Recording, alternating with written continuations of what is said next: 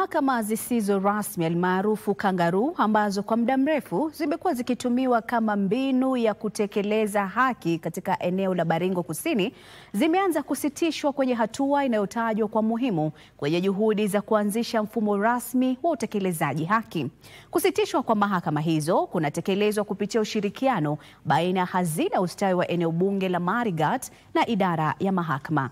Wakazi na viongozi wa kidini katika eneo hilo wamesifia mpango huo wakisema umewadia kwa wakati ufaao.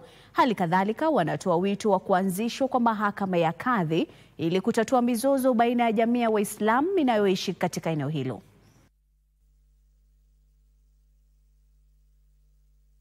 Kwa vile koti imekuja hapa, nadhani shida nyingi zitaweza kutatuliwa hapa.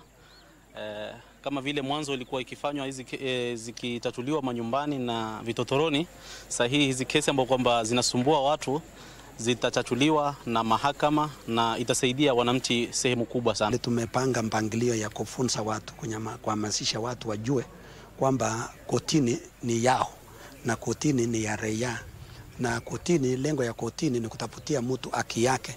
So hiyo itaweza kufupisha kwa wingi kabisa hiyo mambo ambao umeweza kutaja vizuri.